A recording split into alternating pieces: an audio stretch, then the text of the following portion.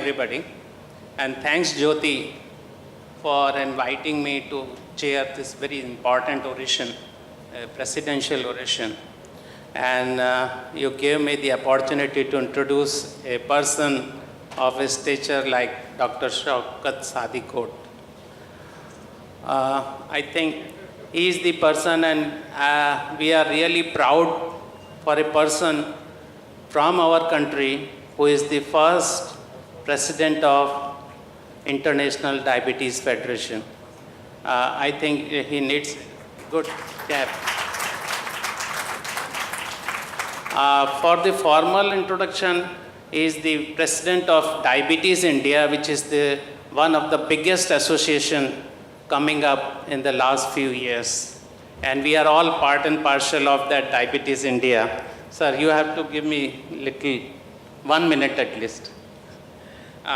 He is the consultant in endocrinology in Jaslok Hospital and Research Center, Mumbai. He is the editor of every international journal, Diabetes and Metabolic Syndrome, Clinical Research and Reviews. We are also one of the part and parcel of his clinical and research activities. He always motivates all of us to do a basic research, and not only the basic research, for doing research for or doing some work for a commoner people, which is very rare. He always motivates and stimulates all of us. And I think it's a great quality of this person, of Shaukat Sadikot. He is author of 4 books and over 100 publications. So he is, for me, is the living legend, like in Bollywood, Amitabh Bachchan, and for diabetes, Dr. Shaukat Sadikot.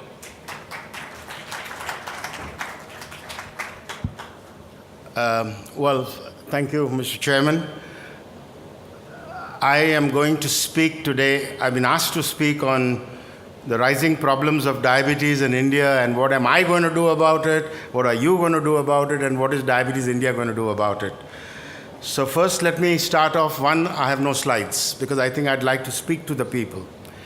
Let me say one thing, that in 2004, way back, a paper came out which was extensively read by everybody, which said that India had the largest number of people with diabetes, China was second, and that by the year 2030, the world would have 365 million people with diabetes. In 2011, when the International Diabetes Federation Atlas came out, the figure of 366 million had already been reached. And India was no longer the country with the largest number of people with diabetes, it was China. And frankly, that was one thing I was very happy about, but not the numbers. But the problem that I want to say is that 2 years later, when the in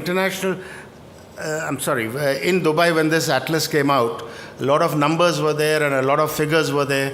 But when you sat down on it, what happened? It showed that 1 person died because of diabetes-related complications every 7 seconds in the world. Now, when you put that in the context of the United States, where 1 person dies every 10 minutes, and the context of Europe, Western Europe, where 1 person dies every 6 to 7 minutes, you can well understand the number of people in developing countries, India, China, everywhere, where people are dying almost every 2 or 3 seconds. But forget that, we will go with the 7 seconds. In 2013, 2 years later, when the IDF Congress was held in Melbourne, again the IDF Atlas came out. And what did we find at that time? We found that 1 person died because of diabetes-related complications every 6 seconds. So now you would say, well, what's the difference? But remember, from 7 seconds, it became worse to 6 seconds. And just think of it, that between 2011 and 2013, what happened? Lots of new drugs came out. Every association, including the IDF, came out with their guidelines, came out with their expert advice, consensus guidelines, everything came out. New drugs came out. All of us attended maybe hundreds of conferences in 2 years. But down to the ground, remember what happened. As far as a person with diabetes was concerned, things were much worse for him. you would say a person dies every 7 seconds, new drugs come out, new knowledge comes out, new guidelines come out, and a person dies every 6 seconds. So the question that I put to you is, don't ask what I'm going to do for diabetes prevention. Don't ask what Diabetes India is going to do. I want to put the question to you. All of you all are interested in diabetes. Tell me, what do you think you will do to sort of curb this problem that is occurring? See, it's all very well for us. We always love to blame the government for everything. Blame the government, what difference does it make? Blame the pharma companies, blame society, blame everybody. Blame the patients, but don't blame the doctors. And I think it's time for us to start looking at ourselves and say, maybe we're doing something wrong. And what are the things? Now, I don't want to go into too many things. I'll only go into two aspects. Because the whole point, again, as I will come to a little later, is I want to learn from you what you think should be done, rather than my telling you that what we will do. But two aspects, I think, come to mind automatically. One is, remember one thing, that 95 to 97% of our people are seen and only seen by primary care physicians. And what do we do to empower them to treat diabetes properly? Practically nothing. That's the whole point. Remember one thing, this is not a fight against diabetes. Remember one thing, this is a war against diabetes. And if you are going to fight a war against diabetes, remember, this is not one of those things that you can throw a bomb sitting in your headquarters, throw a bomb somewhere and die, because a lot of ordinary people will die. This is like those old-time wars which you read about in World War I, where you had to have people up in the trenches with their guns. And who are the people in the trenches? Who is the first line of defense against the problems of diabetes? Remember, it is not you and me. It is not all the big shots sitting in their ivory towers, academic towers, and hospitals and universities. It is the primary care physicians who are the ones who see and often only see the people with diabetes. Now, you may say 95, 97% is too high. But remember one thing, it's not. 2 months back, I was talking to the ADA, and I gave the figure, and they said, Doc, do you know what the figure in the United States is? 90%. You know, we all talk about Joslin Clinic and Harvard and Yale and whatever it is, but 90% of Americans themselves are seen and only seen by primary care physicians. So the question really is that if we are going to improve our care for the people with diabetes, we've got to empower the primary care physicians with enough knowledge in order so that they will be able to treat their patients properly and hopefully prevent complications. But unfortunately, we don't do that. Yes, there's a lot of education material for patients. I agree, it is very, very important. There's a lot of, we learn everything and attend all the conferences and read all the guidelines. Fine, our knowledge is more. But what use is that knowledge if we are not able to do something for the people with diabetes? And that can only be done if those people who care on a day-to-day basis with your people with diabetes will be able to do something about it. So please, one of the things that the International Diabetes Federation will do, the Diabetes India will do, will be to see to it that adequate knowledge is imparted to them. And when they want adequate knowledge, remember, they don't want to become experts in the field of diabetes. I took a class for a lot of people in the rural areas, doctors in the rural areas, on lipids. And I'll come to that a little later, but basically at the end of this thing, I told them, if your patient has diabetes, for God's sakes, give them statins. And it was a 1-hour lecture. And at the end of the day, the people came and told me, Doc, thank you for telling us exactly what to do. You see, people come and talk to us about apolipoprotein B100 and apolipoprotein A3. That I'm not interested in all that. I've got 25 patients sitting in my clinic with 25 illnesses. Do I want to become an expert in 25 things? No. All I want to do is that when a person with diabetes walks in, what do I do to make him a little better, to control him? And that, I think, is what a lot of us have to do. The other thing that we have to understand is that I cannot sit, or nobody can sit, for example, in Brussels where the IDF headquarters are, or in Mumbai, or in Chennai, or in Delhi, or in Kolkata, and decide how you are going to treat diabetes all over India. You have to understand that that things are different in different parts of India, and you have to take into consideration the local realities. Unless you take into consideration the local realities, it's not going to work. And that is something that we don't do.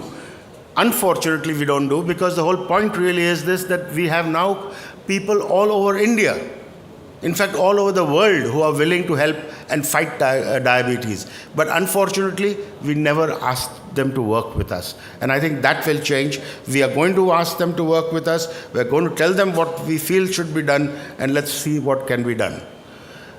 The third thing also is that we tend to sort of don't understand this diversity, but we also love making things complicated. Now, we all hear about lifestyle. Of course, diet is very, very important, and all these things are concerned.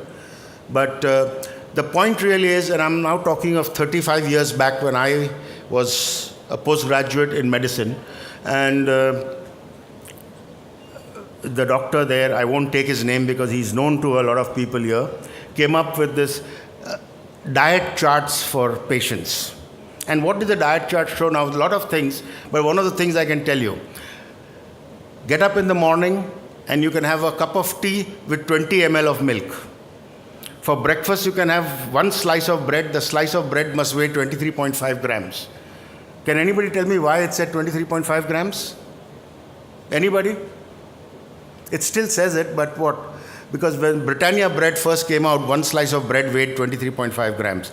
Now the slice is much thinner, the cost is much more, but the diet charts haven't changed. And then at 11 o'clock, you can have a fruit weighing 40 grams. At lunch, you can have rice. If uncooked, they must weigh 40 grams. If cooked, 100 grams. Same thing goes on all through 24 hours. And then it says, use 2 or 3 teaspoons of oil or ghee per day. Now, you tell me, people, would you ever be able to follow that sort of a diet? Now, why do we give it to our patients? In fact, I told my boss, he said, Doc, nobody can do this. And he said, oh, no, of course you can. And remember one thing, that if you tell your wife she will that you need a diet like this, she'll do it for you. I told my wife, she's a doc. We had just been married 6 months. She looked at me and said that, Shaukat, I was stupid enough to marry you. But if you can get anybody else who's more stupid than me and will look after you like this, I'll give you written permission to go and marry her as much often as you want. It's not possible, but we do it. Then 2 or 3 teaspoons of oil and ghee. How do you measure that? Why not understand that the people themselves are intelligent? They have common sense. Tell them to avoid sugar. Tell them to cut down on the oil and ghee. But do we do that? No, we don't do that. We tell them no sugar at all, otherwise you'll die. Oil and ghee? No, use double refined virgin olive oil. Everybody. Tell most of your patients that you cannot use coconut oil and they'll tell you to go to hell. Simple as that. Similarly, the point again is this, that, Jyoti, do you want me to stop now? Okay. Just 5 minutes. The point is, my father came from a village in Gujarat. Till he died, he used to get his dabba of ghee from his village every month to Bombay. And like he told me and my brother, both of us are doctors, both married to doctors, he said, look, I don't want your knowledge of diabetes or anything else. I'm happy. The only thing is, he walked 10 miles a day. The thing what I'm trying to make here is not anything else. The thing is, people have common sense. People are intelligent. And for God's sakes, don't tell them, do this, do this, do this, do this, don't do this, don't do this, don't do this. Because the first thing that comes into their mind, it would come to my mind, of course, is don't go and see this doctor. Simple as that. Because finally, everybody has to live. Everybody has a lifetime to this thing. And therefore, they also have to enjoy their lives. It cannot be under don't do this, don't do this, do this, do this, don't do this. That's the whole point I'm trying to make, that let's get a way of treating our people that understands them. First things first, don't call anybody a diabetic. There are no diabetics in this world, people. There are only people with diabetes. And if you just sit back and think that a person, that I'm treating a person, a human being with diabetes, you will understand that a lot of things that you are doing right now make no sense, because nobody would follow it. You wouldn't follow it. I wouldn't follow it. Then why do we ask our patients to follow it? I have no idea about that. Finally, of course, the whole point is let's understand the diversity, let's understand the ground realities everywhere else. Let's understand one more thing, that people, you cannot just ask people, for example, do this if it is very, very costly. 40% of Indians live below poverty line. Are you going to say that they don't deserve my treatment, or that they're going to this thing? No. The whole point is we need to treat the diabetes, we need to bring the complications down, we need to bring the control better, and we need to see to it that hopefully 3 years down the line, when I'm standing in Abu Dhabi at my farewell address to the International Federation, I will not have to say that, well, one person dies of diabetes every 5 seconds. I hope not. And I think all of us have to work together to do something about it. It cannot be put off. We need to do it. I need your ideas as to what do you think we should be doing, and let's work together to do it. At the end of the day, I just want to stop with one thing. Yeah, there are patients who even eat my brains out. I remember one patient, I won't take his name because he's very well known and all of you may have heard about him. I saw him about 32 years back exactly. And he told me, hey doc, my sugars are high. I think I'm going to die in 2 months' time. I saw him 2 days back. He told me the same thing. My sugars are okay, but I think I'm going to die 2 months' time. Now, with these people, you can't do anything. He's still alive at 30 years after that and living. But my point again coming, and I will end here, for God's sakes, we cannot wait. The road ahead is difficult. But remember one thing, as Einstein once said, that bad things don't happen because bad people. Bad things happen because good people are not willing to stand up and fight them. And I think all of us who want to fight this war against diabetes are basically good people. So let's all join together and show diabetes that no way, we're not going to fall for it again. Thank you very much.